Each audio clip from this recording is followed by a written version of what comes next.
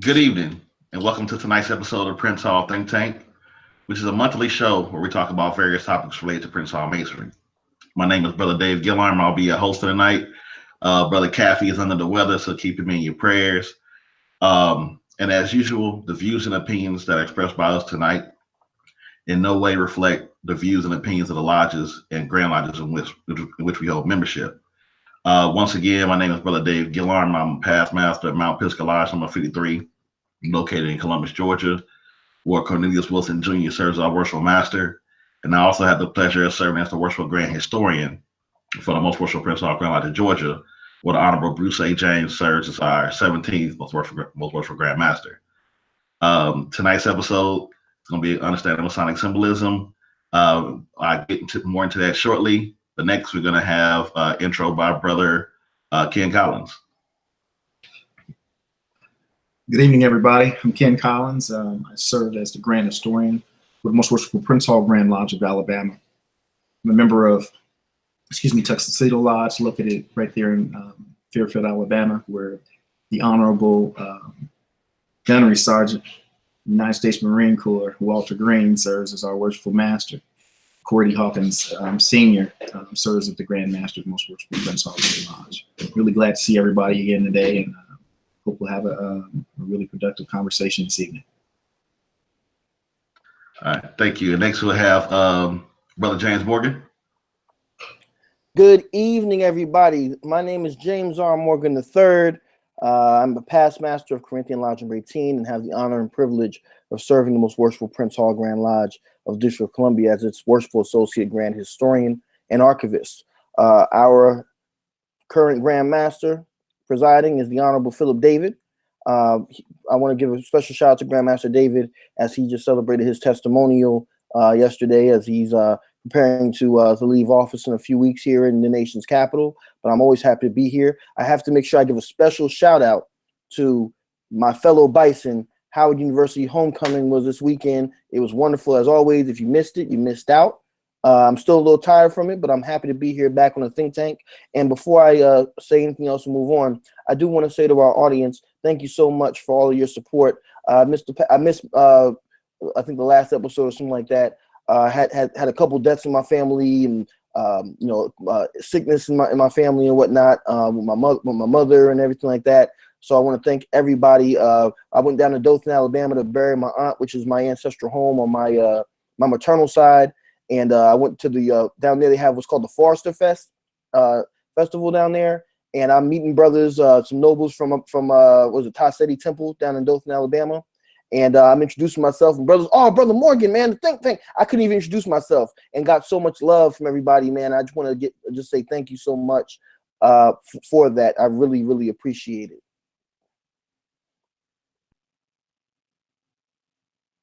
All right, thank you for that, Brother Morgan. Next we'll have our guest speaker introduce himself. So, Brother Ezekiel Bay. Oh, Ezekiel's not here this time. But this is Rashid. The wrong Bay. It's Rashid Bay. I had Ezekiel Bay on my mind. I guess I was just looking at his book. I'm sorry for that, Brother Rashid Bay. There's no worries, brother. I bring greetings from the Most Worshipful Prince Hall Grand Lodge of New York. I am a past master representing Cornerstone Lodge number 37. And I'm pleased to be here. I can shed some light for some dark subjects. I think it's interesting how you said that. You're going to shed light on some dark subjects. I think that's. I can't wait to get into this tonight. I think it's going to be a good one. I think we got a good one, brothers. Yes, indeed. Yes, indeed. Thank you for that, Brother Bay. And I apologize once again. I guess when we were just talking about the New York brothers on the show, I still had them on my mind. All love among brothers, man. All love among brothers. Yeah. Well, the purpose of tonight's show is about understanding Masonic symbolism.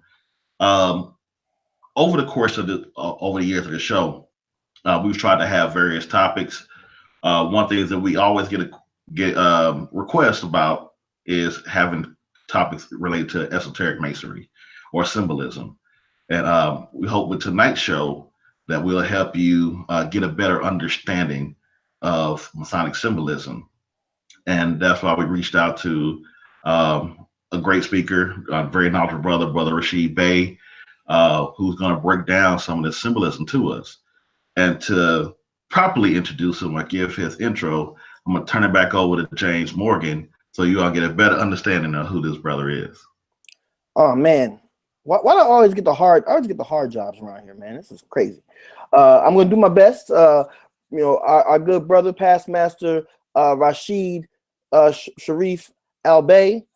He has many letters attached to his name, aside from Prince Hall affiliation, aside from the PHA. He has another PH, meaning PhD. So outside of the lodge, we're gonna call him Dr. Rashid Bey. So make sure we put some respect on that. We're gonna put some respect on that for real. As he said earlier, he's a past master of Cornerstone Lodge number 37. He is a Masonic lecturer who specializes in Masonic leadership, leadership and organization. He's published in several Masonic research journals over his 29 years of Masonic education and involvement.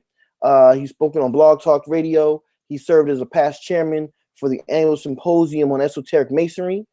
He's the co-chairman of the Knights of Freemasonry Universal, an international Masonic charitable foundation.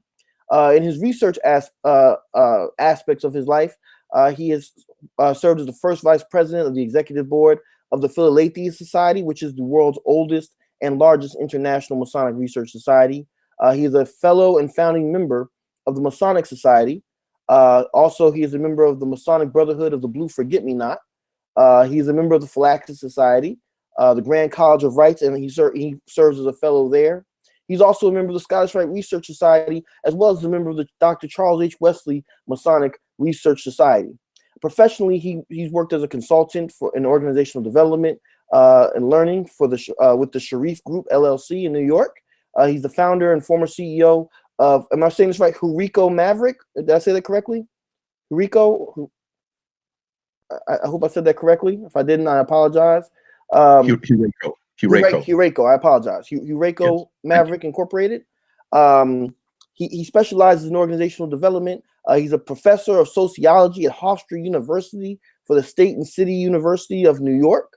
He's a member of the American Association of University Professors and a number of other organizations. He has published over the years many articles and research papers, including Islamic Notables in Freemasonry in 2009, the Quran and the Craft Degrees, the Center of Union, a Muslim Perspective, Muslim Masons in 9/11, the 12 Original Points of Entrance. I mean, this brother's resume is so long. I mean, we could spend a whole episode just going through each one of these credentials. So it is my hope that the Prince Hall Think Tank audience pay close attention to the words that we're about to hear from this dynamic brother and speaker, our brother Rashid Bey. And I guess I'll start it off just by asking this one question, Brother Bey.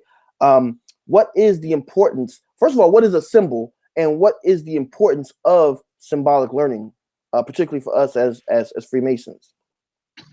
Well, brother, firstly, I want to thank you for that beautiful introduction and for the kindness of everything that you said. And I appreciate the invitation, and I'm thankful for the opportunity to be here and hopefully shed a little bit of light and help some brothers along with their journey by having a little more information. The thing about symbols is that symbols literally are the language of learning in every capacity, in every context. We're socialized into whatever societies we belong to, whether we're talking about the mundane societies, whether we're talking about esoteric societies, whether we're talking about professional or academic societies. Our ability to function in any social context is called the socialization process. The way that is accomplished is through symbols. Everything is symbols. The words that we speak are symbols.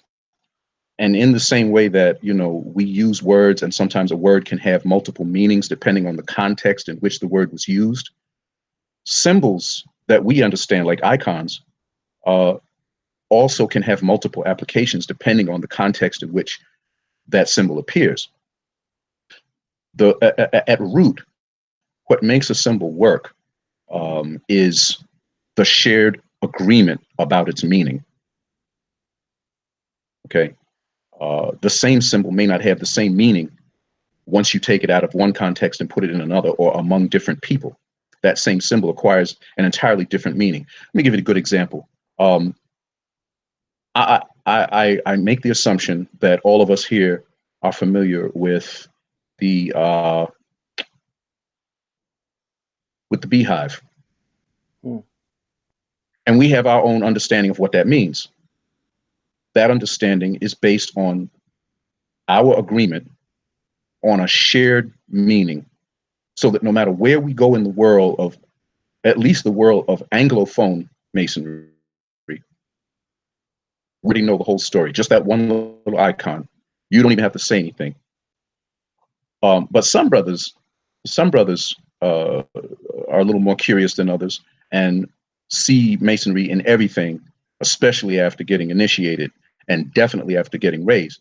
And I remember years ago noticing that symbol was on a lot of the old bank buildings when they still had bank buildings, you know, buildings that had been constructed specifically for the purpose of housing a bank. Because now they're just like regular office buildings. But back in the old days, you know, when the bank buildings had columns on either side of the door, and it had a frieze and a lintel overhead that you walked under as you entered the bank, you could look up and see a beehive over that bank. And that struck me as really curious. Why would that be there? And I thought about what we say it means. How does that meaning have any applicability to how a bank would use it? And the people who go in and out of a bank, at least in those days, typically were people who they had done some kind of work, they had done some kind of labor of some sort in order to have any reason to go in the bank. You know, if you hadn't done anything industrious, then you didn't have any business at a bank. You didn't have any business to do with them. But if you had business to do with them, someone somewhere had been industrious. So a lot of the iconography that we have, that particular class of symbols, that happens at a certain stage of our advancement, occurs within that context, but also has a very different context. And that context for those particular icons came directly out of the Western Church. After the Lutheran Reformation, there was a great focus on graven images and what have you. So those icons were no longer used in the Western Church. The Counter-Reformation complied, but the Eastern Orthodox Church still has a great deal of iconography. That's one of the big differences that we can see between those two churches. So that's just to say that agreement about the shared meaning depends a great deal on the context. What I want to do at this point, I'm going to share a screen and go quickly through some items that the brothers can then be able to consider.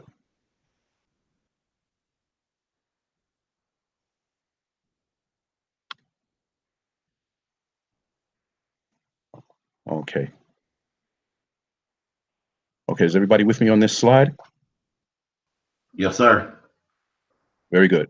All right, so I'm going to move more quickly than I normally would, because I understand that we have a limit on the clock.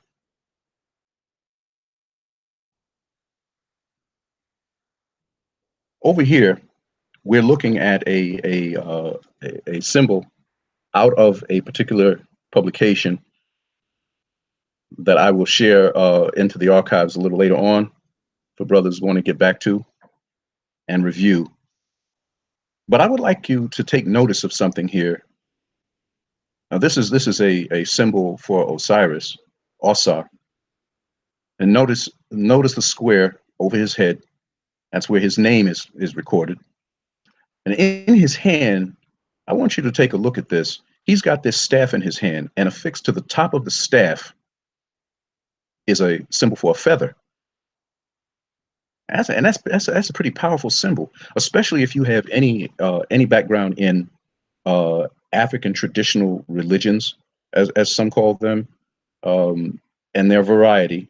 A lot of them are merely variants, one on the other, according to the location of the ethnicity in that area.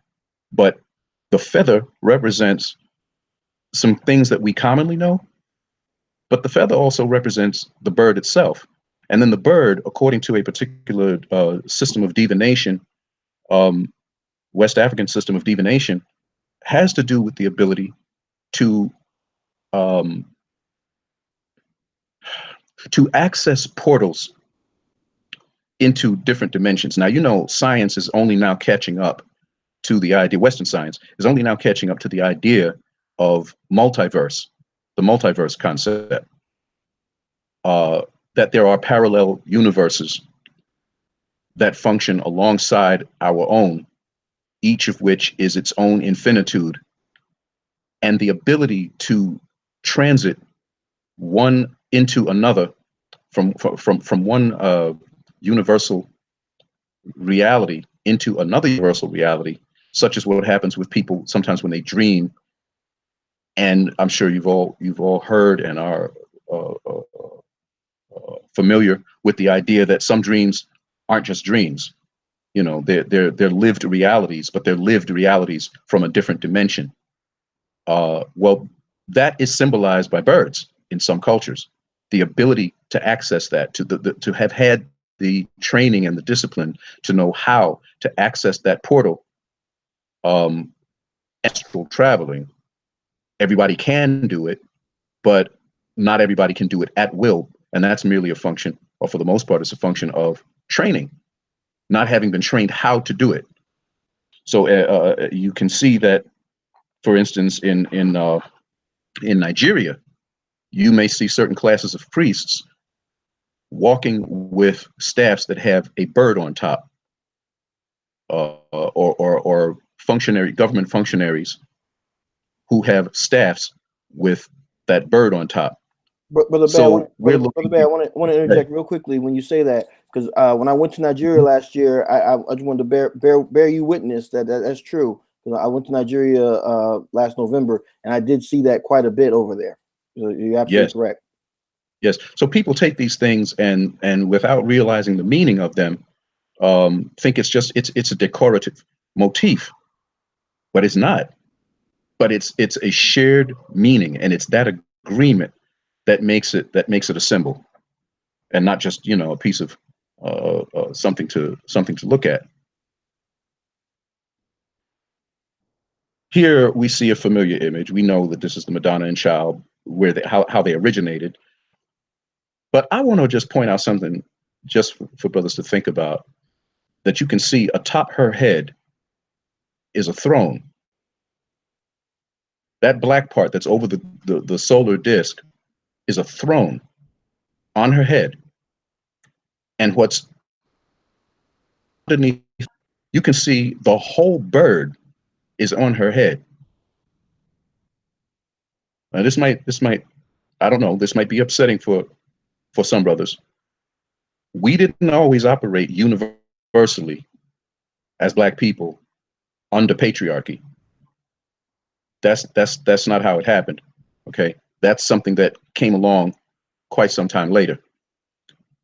Women had a very, very different role, and a big part of why we have not been able to change the reality that we've been living under here in the Western hemisphere, the hells of North America, as some call it, is because we are not balanced. We have gotten away from a particular balance. I'm going to say this very quickly. It wasn't part of my idea initially, my intention initially, but it's a teachable moment. And I'm going to take you through a kind of symbol. A sign can act as a kind of symbol, a special kind of symbol. And I want you to think back to your first step, and I want you to think about your hands.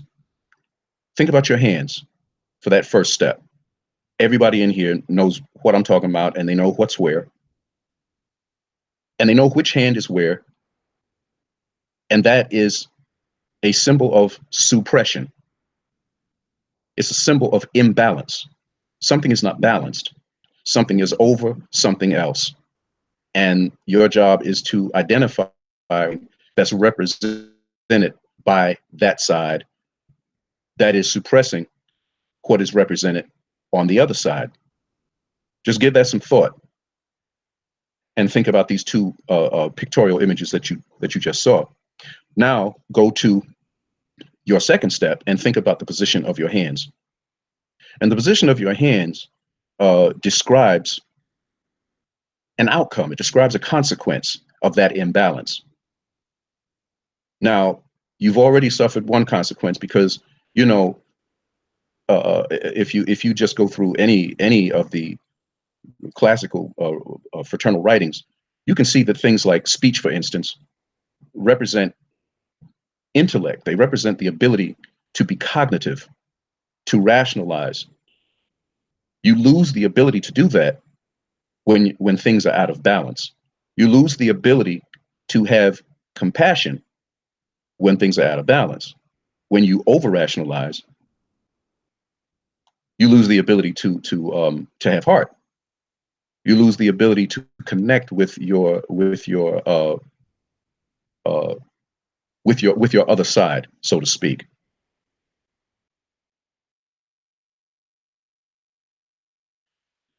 This is the way that the Greeks presented her. But look at her staff. Look at her staff leaning out from behind her left arm. You can see that thing is still up at the top. Think about your hands now when you get to that next step, and think about how they're situated, where they're situated in relation one to the other, and think about that in terms of balance again. So these are just a couple of very quick, ideas for you to consider. Just coming in the door, there's so much that we don't look at because we're out of our element. We're literally we're out of our element.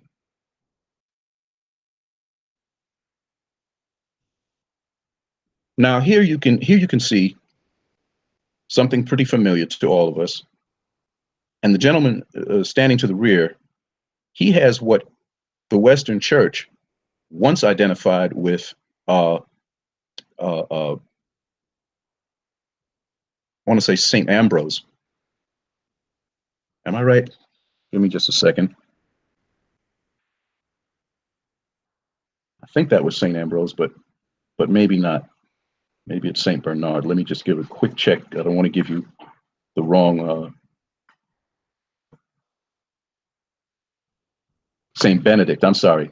St. Benedict. St. Benedict was symbolized by that particular symbol. You didn't have to say his name. You didn't have to talk about which particular parts of the dogma he was responsible for. You already had the whole idea in your mind just on the basis of that one symbol. The Holy Ghost or the Holy Spirit holding that thing in his hand, that's who he represents. We call him by one name, the shared meaning within that particular social setting, that particular social group. But where it came from, that figure represented the Holy Spirit. But look on his back. And that's the way in which people were able to access that portal that we were talking about earlier. Think to Pentecost. You're probably more familiar than I am.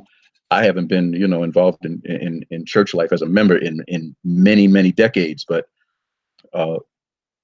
perhaps what I'm saying makes some sense to you if you still have some familiarity with that.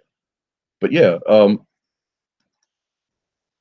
the class of emblems that you come to after walking a few steps, all of those came out of that particular background. What we're looking at is a system that is using iconography and pictorial to talk about an astrological or astronomical system of relationships.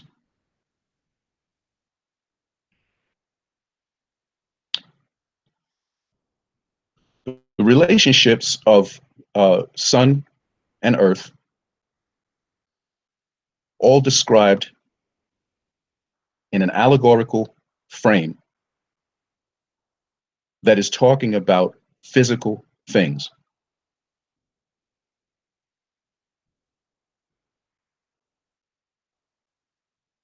We're talking about a particular time of year here.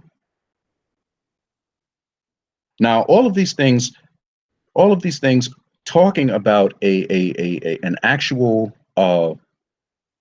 physical reality. This is quite a bit the same as the way that we describe the process of self-unfoldment using a practical application, a trade, an occupation. We all know we're not actually talking about that occupation. We're not talking about that craft as a physical reality, but we're using the physical reality to talk about something else. Well, the discussion around astronomy is the same way. It operates in the same way. It is also a kind of motif that talks about realities in of the human being as a spirit, as a soul, even as a body, and as an intellect. All of these different things are being discussed and described by the use of an astronomical conversation.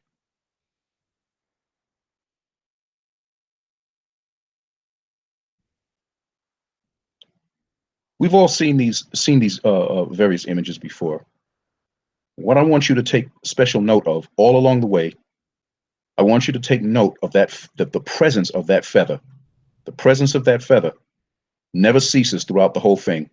Even when you look at the priest on the left-hand side of this particular symbol, and you look at that priest's crown, you can see that feather is there. So what we are supposed to be learning, among other things, and we can see by the prevalence of the symbol, be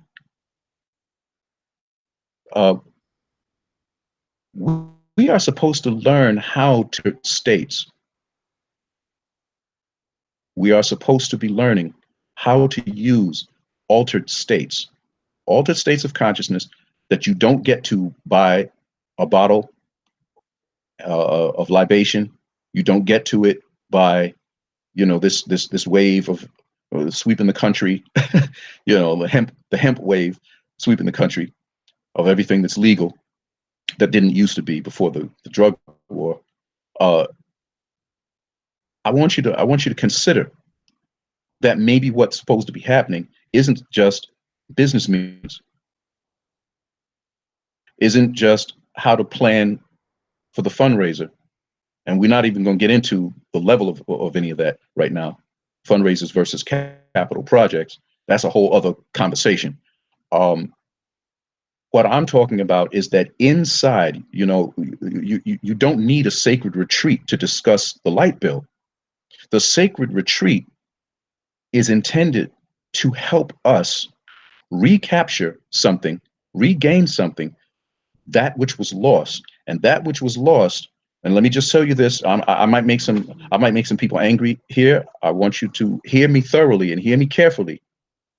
The reason that women are not in our within the circle of our fraternity specifically is not because there's some flaw with them that makes them not able to be there.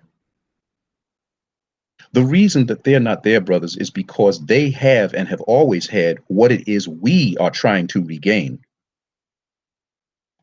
Even if you don't agree with that idea, I want you to at least give it some thought. Give it some thought when you're by yourself. The things that we are supposed to be learning just within those first few steps before we go anywhere else to visiting any other house, the house we're born in, just stay right in there. And think about what I was talking to you about your hands, those first few steps. And that is the balance to a great extent that we have to restore. Not only in our society, we have to restore that balance within ourselves. We have a left foot and we have a right foot. We have a left hand and a right hand, a left brain and a right brain. We have feminine and we have masculine. When we walk across the floor, we're walking on white and black. And understand that white and black operate in this way. All of this stuff is about energy. All of this stuff is metaphysical. It's energy exchange. It's how we navigate through and within systems. Ourselves, including those systems, our individual self is a system and a subsystem of the larger macro system.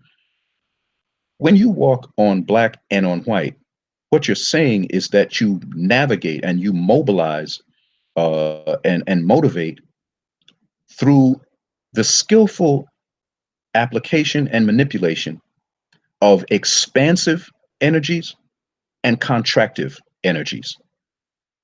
Think about how light works.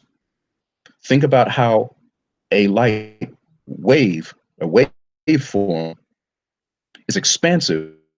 It comes to us that way, but then action that causes that light to be able to be congealed, or that causes that light contracted from a light wave to a light particle. Okay, so pay attention to the quantum. The ability to take that wave into a particle is the same ability as to take energy and contract it into matter. Now, when you look at the word matter,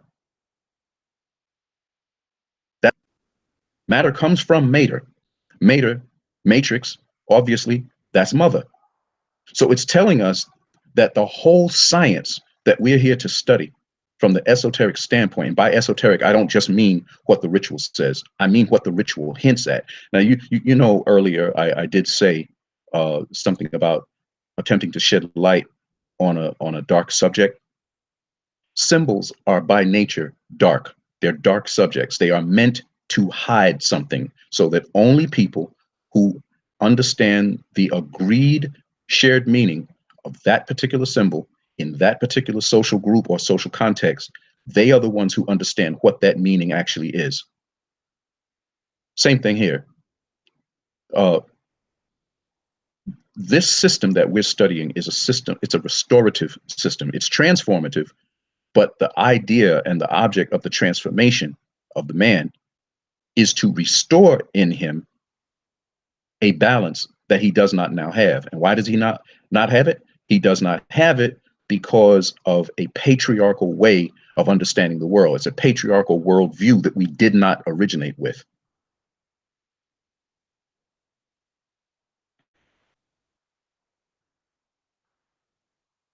Probably everybody here viewing is familiar with this particular tableau, and it is talking about a person on the left-hand side who is actually a candidate for admission to something somewhere, and he requires the use and the aid of a psychopomp to lead him to a particular point in his advancement. And that he is given a way to rule himself and govern himself so that when he is tested, he's able to pass that test. And what once again is the evidence of his success? It involves a feather. Once again, it involves a feather once again. And if that feather is not able to rise above a particular level within his consciousness, what that feather represents, if it's not able to be above what is in his consciousness, he can't access the portal. I want you to notice the proliferation of birds. This is very serious. Somebody who has that qualification has to be able to make that assessment. And once we're at that point where that test is being made and the outcomes are being recorded, Everybody else, it's birds all the way through. Notice that. It's a lot going on that we're missing. I mean, we're missing like volumes, whole libraries.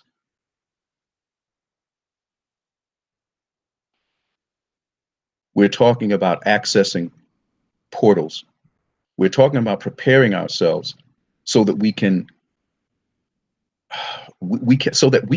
implement the things that we need to be able to do within our individual consciousness, self-consciousness, and to have it permeated throughout our individual subconscious. And that individual subconscious has to be able to connect to a collective subconscious. And the collective subconscious of all of us is connected to what we would think of as a divine consciousness, or the undifferentiated unconscious mind. The undifferentiated conscious mind that produces all else. And the purpose for our conscious mind coming through that whole apparatus I just described of levels is for us to be able to act as that undifferentiated consciousness's ability to witness itself. We can't do that not unless we are able to activate and motivate and mobilize along the lines of what I talked about before in terms of accessing that portal. That's the purpose of our whole training. That's the purpose of every priesthood in our experience, and priesthoods outside of our experience. That's what it's for. There have to be people who know how to do this, that are able to put us into contact with the information that will allow us to be able to put ourselves into contact with other energy forms. We have to be able to transit across the lines where we can find the common connections between different dimensions or between the multiverses.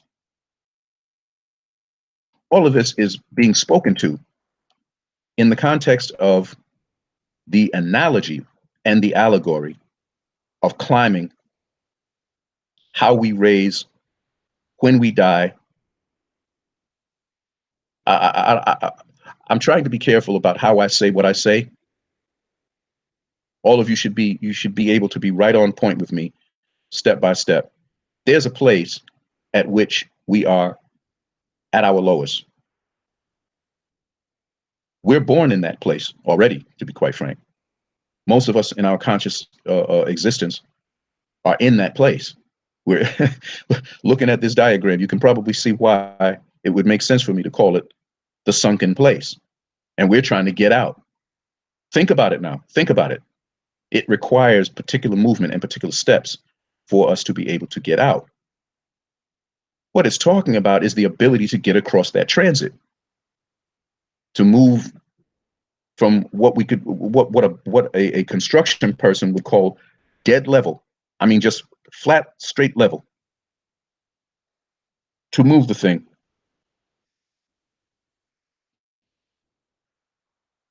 That's what's happening here.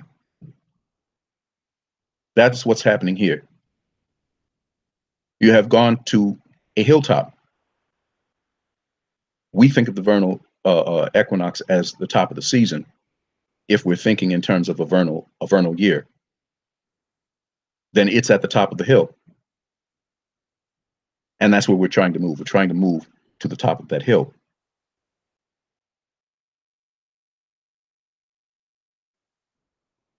This gives you another look at that same. You can see that the springtime is situated at the top of the clock, so to speak. That is why I call it the brow of a hill. That's what you're looking at. You're looking at a place that you hope to arrive. When this symbol is first introduced to you, you're not there. You have steps to take. You have a climb to make. That's where you're hoping to arrive. You're hoping to arrive at the brow of the hill. But look at the symbol that represents that. That's why we've given that symbol. It has nothing to do with two particular men. but it has to be couched in some kind of a story, because we remember stories. We don't remember theories. We remember stories. We remember fables. We remember Mother Goose rhymes. And then we grow up and we find out that all of those things had a deeper meaning that was hidden by the story, but the story itself was the conveyance that made sure that the story was never forgotten, that the theory was never forgotten. Same thing here. These two guys, I want you to remember them. Bottom. They are not the point. They're not the point. When we look at this thing, we automatically hear a particular story that we've repeated many times in our own minds, and that we've observed and witnessed being repeated every time we get new members. New brothers join in the family. That for the student, they don't need to be repeated. Once we access that information, most of us, we're not getting that though. We're not getting instruction. We're getting training, but we're not getting education. The word literally means to be drawn out. Educare, to be drawn out. Something is on the inside. It has to be brought to the outside so that we can then be introduced to a self we did not know that we had.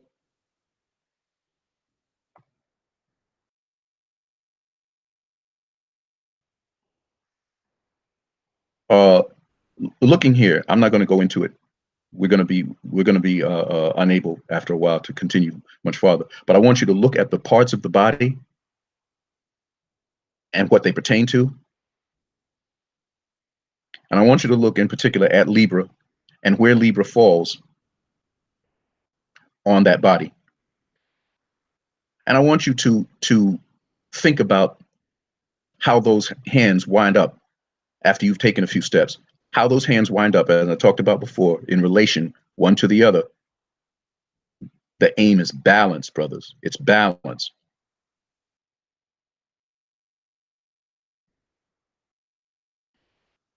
Now what I'm going to do, I'm going to draw down to a close here, because more to go, we'll never be able to finish it.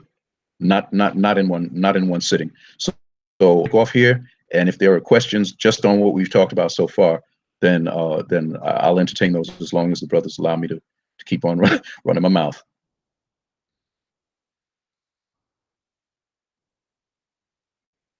Man. I hope that our listening audience, and I want to thank all of you. Looking here, we got about 80. We have Brother Babe. I don't know if you've been checking the private chat. We currently have 82 live viewers right now, and they are going off in the private in our public chat. So we want to thank everybody for listening. I hope that everybody absorbed how much jewelry was just dropped in this presentation this evening. We did get a couple questions in for you, Brother Bay.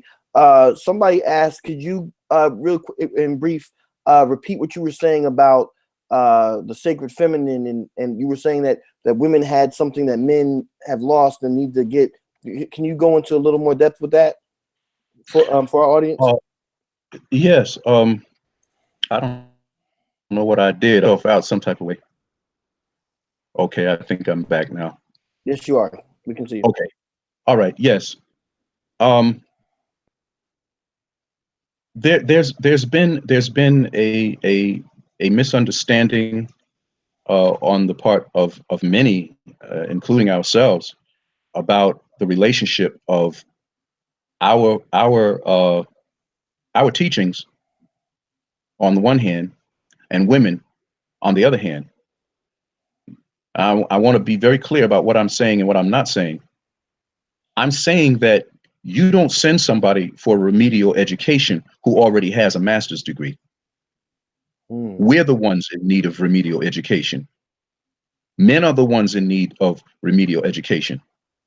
We are the ones who have forgotten the original ways. Women have never forgotten that. We have forgotten that. And we have to be remediated, because we don't even have balance within our individual psyche, which is why we have this and many other schools designed to teach us step by slow step how to restore our own individual psyche to balance. And that cannot be done without a relationship with divine feminine.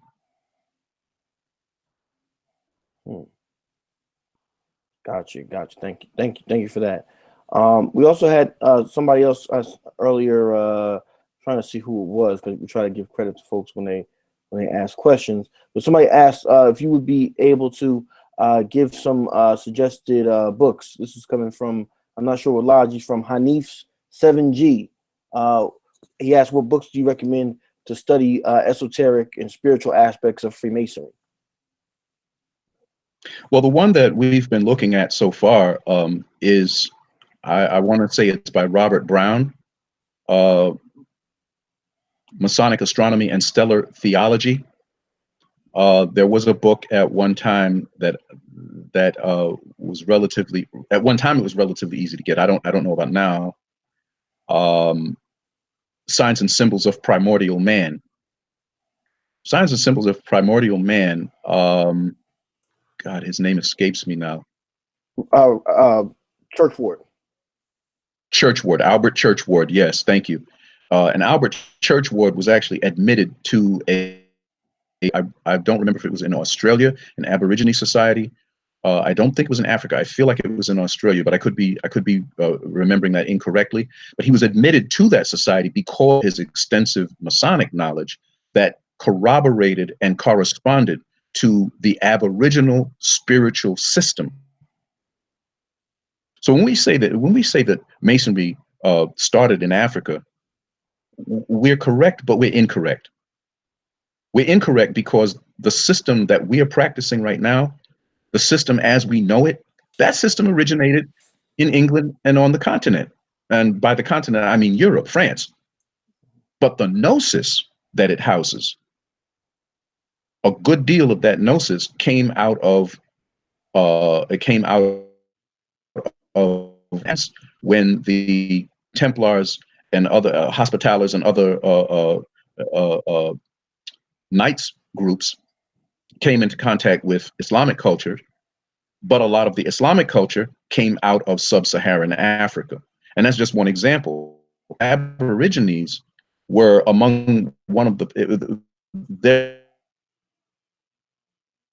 they were the African continent after humanity reached the Homo sapiens form. They left by boat. They traveled through the Indian subcontinent at least twice, and both of those exodes that traveled reached Australia. So this is how old this cosmology is, and that's what we're studying. And it was not patriarchal at that point in time. That didn't happen until much, much later. It happened for us pretty much when the so-called age of discovery, age of conquest took place after 1492 and through the several centuries following. That's when it took a patriarchal twist. Now, patriarchy is only about 2,000 to 3,000 years old. We didn't have it before that, and we got it from somewhere else. Thank you. All right. Yeah. Brother Bay, I got a question. I guess this is for the Dave Gillarms out there. So I'm a young master mason, and I come to the lodge, and I want to learn about esoteric masonry, but it seems as if esoteric masonry isn't being taught in our lodges. What is your reason? Why do you feel that esoteric masonry isn't being taught in a lot of lodges? You want me to ever be able to come into another lodge, brother, or should I give you? Should I make up an answer for you? No, I'm gonna tell you. I'm gonna tell you what I believe. I'm gonna tell you what I believe, and it's interesting because I was just in a conversation about that, but the people talking about it didn't know that's what we were talking about, and it was a thread on Facebook that a sister posed. I don't want to put it on Front Street in case well, you know what, it was on Facebook, right? That's as pretty much Front Street as you can get. It was a sister by the name of Irene Social Butterfly. I don't remember her last name. Sister from the Star. who asked about whether your obligation is to make your leader look good or to make your lodge or your chapter look good. And in the course of answering that question, I wound up talking about what leadership is in relation to our organization. There are two kinds of leadership. The first leadership is the leadership in ritual, in the performance and the recitation of and the illumination of ritual. Many, I should even say most, never realized that becoming a master in the recitation and performance of ritual is not to obtain mastery in what the ritual represents and is designed to teach. It's like saying, I have mastered how to make building blocks. It does not mean I have mastered how to arrange these building blocks in ways that create edifices that people can worship in, that people can perform work in, that people can live in. That's the whole reason we have the building blocks, to create structures. But I've relegated my mastery, and in most cases it's not mastery, it's proficiency. It's expertise maybe, but not mastery. In the blocks, this is granite. This is how you cut a granite stone. This is how you shape a granite a block, a cube. This one is lime. You use different techniques to make a square or a cube of lime. Some of the stuff is going to be the same that you have to do. A lot of it's going to be different because of the nature of the stone. But what's the point of having done this? So what we wind up with is people who have a lot of expertise in the shells, but very, very little expertise in the kernel that the shell is intended to protect. You ever think of, you raise your hand, who used to get the avocado, and after the avocado was finished being eaten, you picks and stick in the sides and then put it in the top of a jar and leave it sitting like that until after a while, the little root would come down and be a little white root like a thread. Did you ever notice how the only way that thread could get out of that shell was if it split a little bit? It has to split apart a little bit. That's the person who has moved aside from a strict interpretation on the ritual. That's a person who has been practicing a religion for a while, and it looks to the outer world, it looks to their companions as if they've broken their religion. They've abandoned parts of their religion. No, what's happened is the structure, the doctrine that they've been given, the dogma that they've been given, has allowed their mind, allowed their inner consciousness sufficient quietude by withdrawing them from the outer world enough for certain things to occur to them, for certain ideas to occur to them, for them to then investigate. And that's the cracking of that shell. And then the first growth is not up, but down. And then the root goes down to seek more nutrients. Where? In the dark. Not in the light, in the dark. At that point, light would destroy it. It's too soon. So our fraternal structure is designed to give us just enough information to germinate the seed on the inside, but to give us sufficient quietude for that germination to have an opportunity to work and create something that's going to be alive. Then the top starts to crack and a shoot is able to come up. The shoot is also white. Why? Because it hasn't gotten to any sunlight. There's not been any photosynthesis yet. It's not synthesizing the esoteric light, but it's getting it. And after a while, you see this little tiny thing break the soil, get into the sunlight, it turns green, and you say, oh my goodness, I have a plant, and everybody's happy. But nobody remembers that the shell has been broken into a million parts and becomes food for that same seed that was on the inside. But if that seed never gets the chance to crack the shell, to break the shell, to decimate the shell, then the shell kills the kernel. So we become experts in shells. Few of us ever get the chance to actually see the life of the kernel take root. And that's why we have moribund organizations right now. Now, that brings me to the second kind of leadership. The second kind of leadership is leadership of organizational life. We have leadership who have become, many of whom have become experts or in performing ritual, but that leadership does not apply to the organization itself. It's like having a chief executive officer trying to do the job of a chief operating officer. And if you look at a lot of the mainstream brothers, well, they have their grand secretary operating as a COO. The ceremonial head is the grand master, and he's the CEO. He's the one who has to execute everything the way a president has to execute with his signature. But he's not the legislature. The COO is the grand secretary, and every brother here who's a past master knows it's the secretary who really runs that lodge. But when you're talking about organizational life and you're talking about organizational leadership, you're talking about you have to develop bench strength. You know what that is when it comes to football or baseball. It's the same thing in an organization. It's being able to identify the talent who's going to be able to step up. It's developing your line of succession. The line of succession for the organization's life is not the same line of succession as what we call the line of someone who started at this office and then that office and then the other office and moved their way up through these roles until they wound up in the East. We're applying the line of succession for one thing to something that it does not match. Does that make sense?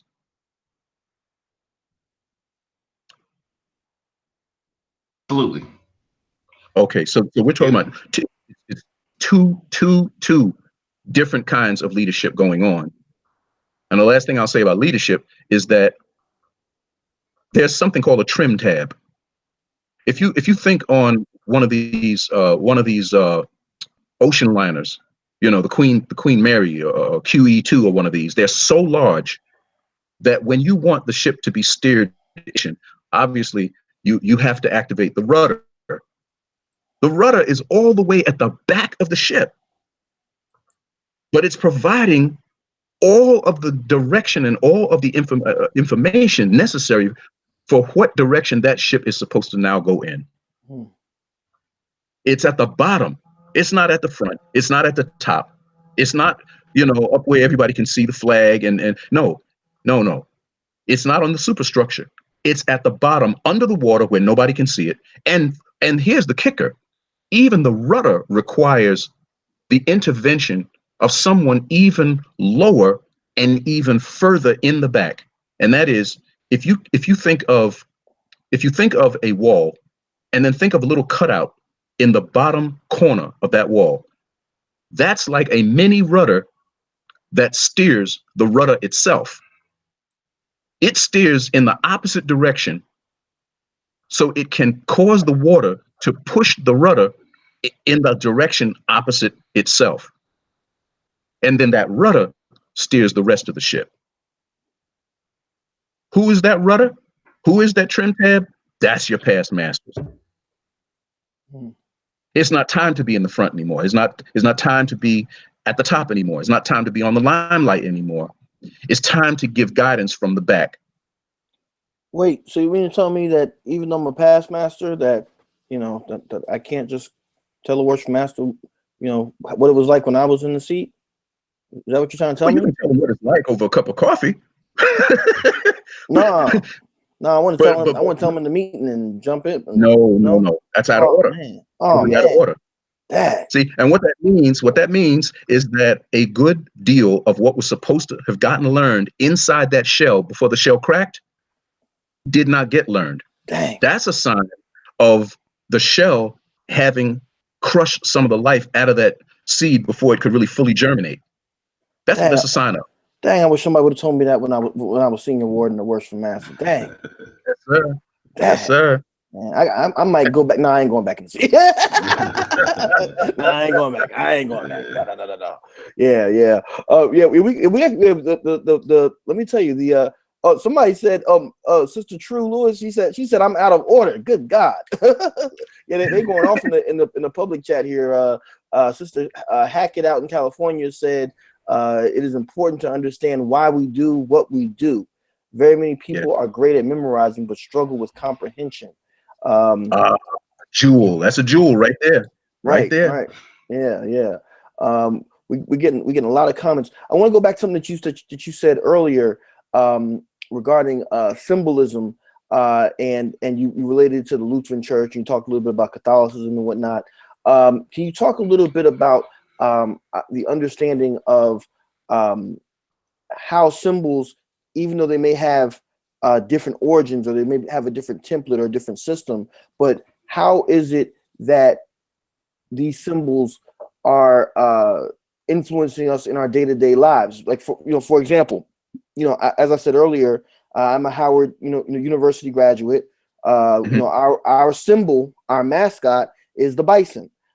This weekend was our homecoming, and I was a graduate from the Africana Studies department, so we got these special shirts and hoodies made up this weekend for our 50th anniversary of our department, right? So if you look, if you know the Howard University logo, you see that this is the clock tower of Founders Library, if anyone's familiar with the campus.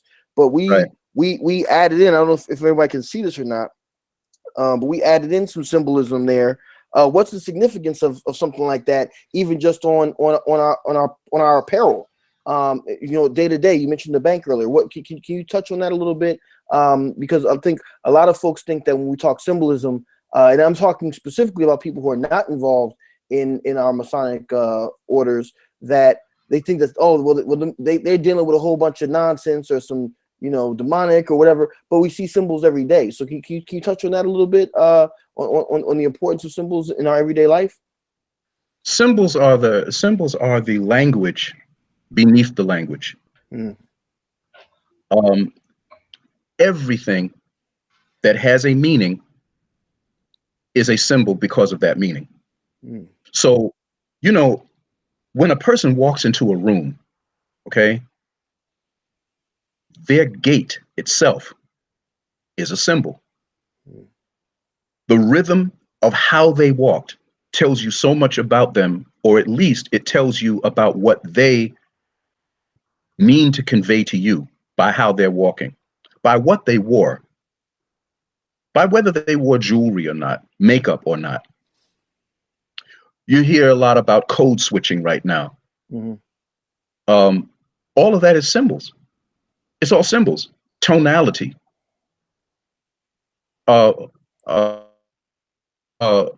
Here's something to think about along the line of how a symbol can function within a society and how arbitrary it really can be.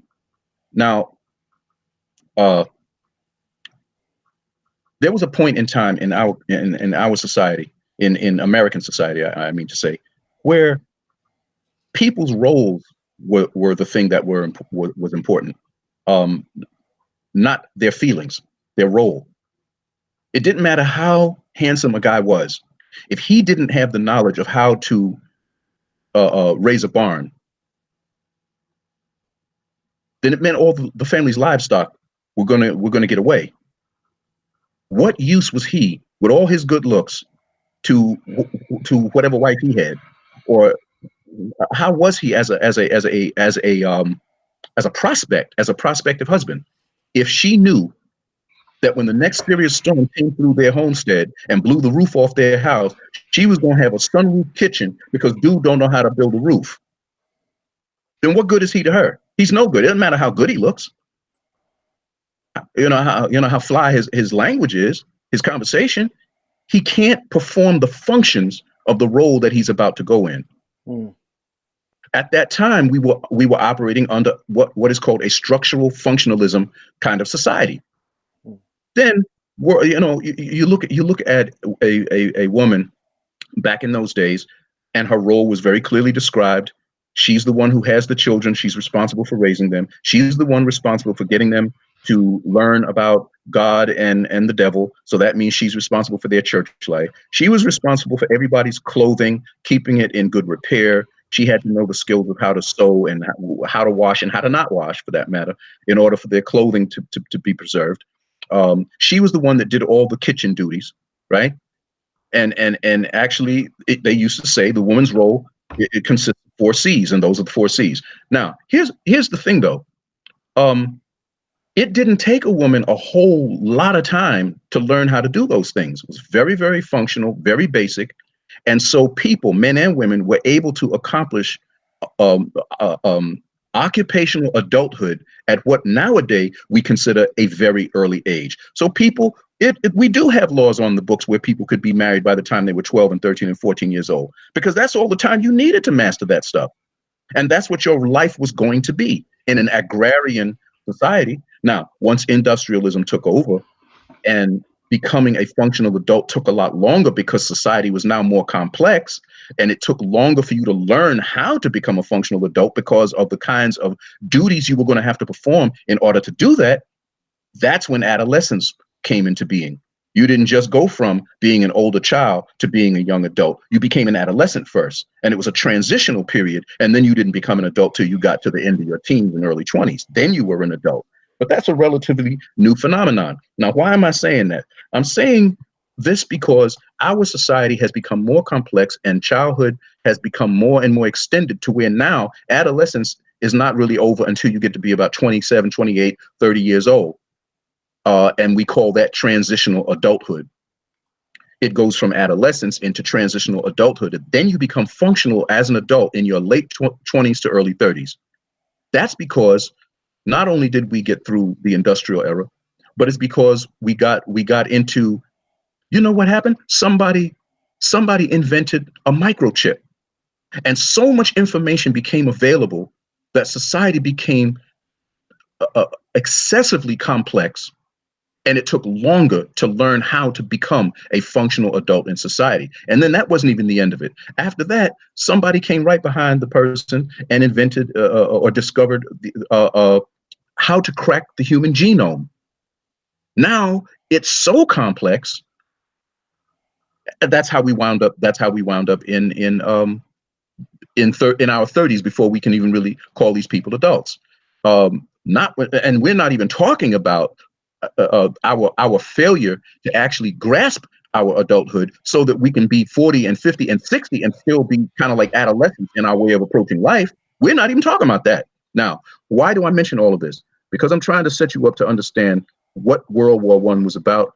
World War I caused us to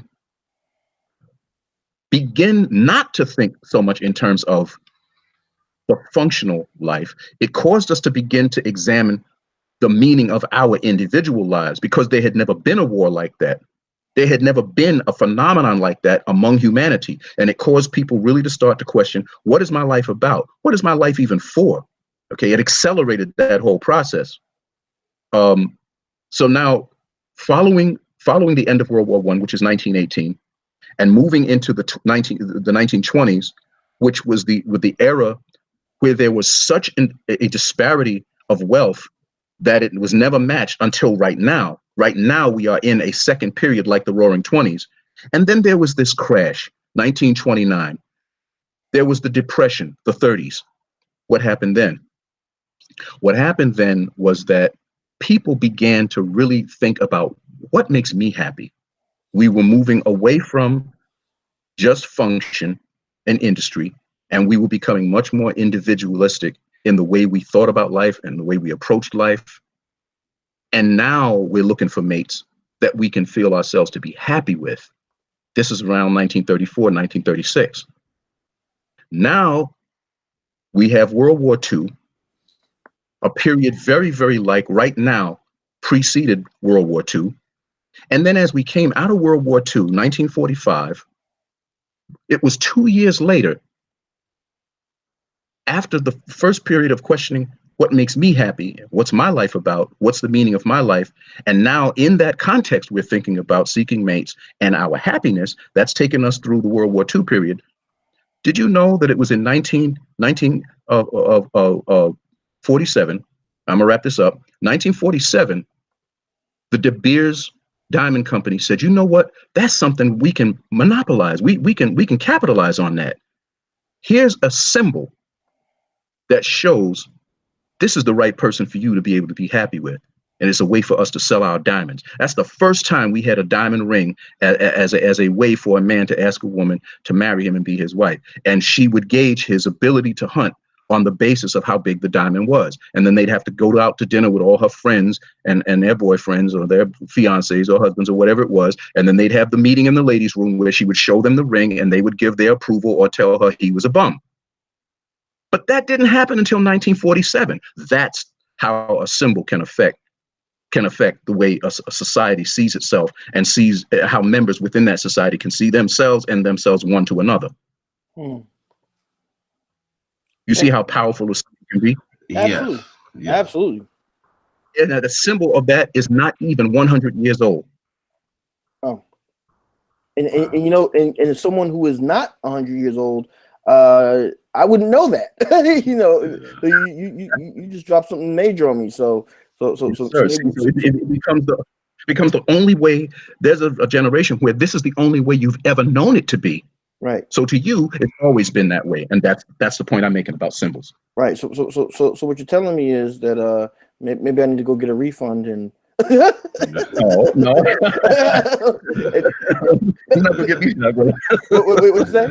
What was that? You're not gonna get me shot. Not gonna get me shot. Hey, listen, look. You know, it's not even 100 years old. Don't worry about it. You know, okay. I know I was talking to somebody. I'm sorry. Go ahead, Brother Gar. Well, I guess we'll go ahead and proceed to get our final statements. Okay. So, I mean, this has definitely been a very, very, very, very interesting show. Very enlightening. There's not too many times that you get to speak with legends. And you too kind. So, I mean, just coming up in Masonry and, you know, seeing stuff about, you know, Rashid Bey and everything that he's doing. And now we get to do a presentation together, man. This is amazing. So definitely want to thank you for coming on tonight. Well, I guess we'll start with you, Brother Babe. You want to leave us with some parting comments? Yes, and very briefly, I want brothers and I want sisters to think about going deep.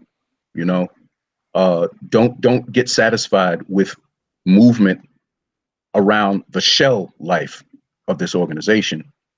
The only reason the organization exists is so that there can be a structure to house what that kernel is all about. And that esoteric piece that we're talking about right now is that kernel. And that kernel is within us and it is us. That's what this whole thing is all about. It's to teach us how to navigate the cosmos, literally. And if we're not doing that, if we're only thinking about the organizational politics of it and our movement within that, then we're sitting at the bar with all of the different nuts and fruits around, and we're fighting one another over the shells and starving to death because we're not eating the kernels and we're not eating the actual fruit. Wow, that's powerful. Yeah. That's powerful. Wait. I gotta follow that. Man, y'all just be doing it to me, man, every time. But it's all good. You know, I want to say again, Brother Bay, thank you so much. I want to reiterate Brother Gillam's comments that you know, you, as far as we're concerned, you are a legend. I remember one of my first visits to a non-PHA lodge. I was actually asked by one of our brothers of a lighter hue, you know, how you were doing and had I spoken to you and so third. I had no idea who you were. I'm not gonna lie. At that time, I didn't know. I just said, yeah, he's great. I did not know, but I went back and did my homework and made sure. Right. Now I know, and your presence has definitely been felt. We just thank you so much for touching the Prince Hall think tank this evening. And I want to say again, you know, I know I mentioned this hoodie earlier, but you know, I really felt good when you were talking about the feather and the birds and stuff, because I got, if y'all can see, I got the Sankofa bird right there on top of Howard University. So you know, I felt, you know, very empowered with that information. I just want to say in closing to our members, and to our members and to our viewers, that as Brother Bay said, we shouldn't be satisfied with the shell life. We shouldn't be satisfied with just the mechanics, and I think our viewers have definitely expressed their gratitude as well for this. We've gotten, just for the record, I mean, we did a roll call check-in, Brother Bay. I don't know if you've been looking at the public chat, but I just want to make sure that we acknowledge we got brothers tuning in and sisters. We got some folks coming really quickly from Charlotte, North Carolina. I saw somebody here from Germany. I see Progressive 17 in my home state, New Jersey. We got several brothers out of the state of New York, St. James 114. We got Gate City 42 in Georgia. I know I'm not going to get to everybody, but we get Arkansas in the house, Alabama's here, Maryland. We're going worldwide tonight on the Prince Hall Think Tank, Brother Bay. I want you to understand there are brothers in Germany right now checking us out of Herman E. Bradley Lodge, number 74, District 9, Most Worshipful Prince Hall Grand Lodge of Washington in its jurisdiction. So we're worldwide tonight talking about this, Brother Bay. Hope you understand. Yes, this was powerful, and you talked about earlier about the multiverses and whatnot. Well, we're hitting the multiverses tonight. So we're transitioning from one paradigm to the other, as you said earlier. So we're very, very thankful for that, and we have you to thank and our wonderful viewers. So I'll turn it back over to Brother Gillarm so we can close out. But I'm just honored to be here. Yeah, and brothers out of Germany, watching this, my good brother Bird. He's in Germany right now, man. He watches. He catches every episode of Think Tank. He's been supportive of us from the beginning. Definitely shout out to that brother.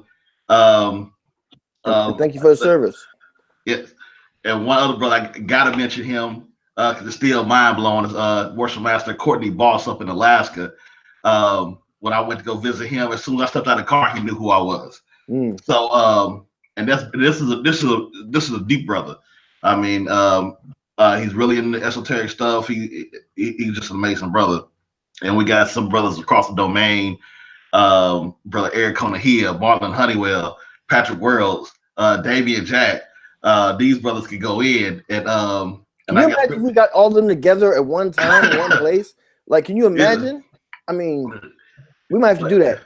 What if it kind of feels like we're kind of like the second generation after brothers like Brother Bay, Ralph McNeil, right. Zeke Bay. Like we're trying to follow in you all's footsteps, and hopefully we're doing you all proud. Absolutely. Absolutely. So to sign off, just want to thank everybody for your support. Dave, I had one thing I wanted to say. I forgot to say. Yeah. I apologize. I wanted to say on behalf of the Prince Hall Think Tank, and I'm sure all the brothers would agree with me, that we recognize that we live in some very, very tumultuous times, as always. I wanted to say that the murder that happened of the congregants at that synagogue up in Pittsburgh, I believe it was. Our hearts and prayers definitely go out to those families. We've got pipe bombs in the mail going on here. We've got all type of things going on. Y'all got your midterm elections coming up. So vote your conscience and whatever you feel in that way. But remember, at the end of the day, we're one human family, and we need each other. We're stuck on this planet together, as far as we know. So we need to start being able to work together, which I think is one of the core tenets of Freemasonry. But I just wanted to say that prayers to them, because that is a horrible thing. We in the Black community, we kind of dealt with Emmanuel AME a little while back. So I just wanted to make sure we acknowledge that. I'm sorry for cutting you off, Dave, but that was on my heart. Definitely. Thank you. And everybody out there, all our supporters, we definitely thank you for supporting us. If there was no you, there wouldn't be any of us. So be on the lookout for numerous things coming from the Prince Hall Think Tank. I know personally, I'm going to try to get back into doing our short videos. We see that those were a big hit, and we look forward to seeing you next month. As I said again, keep brother Caffey in your prayers. Also keep brother Preston Collins and his family in your prayers as well. So with that, we'll say thank you, and we'll be seeing you next month. Good night. Bye, everybody. Good night. Peace, everyone. Peace. Good night. Wait.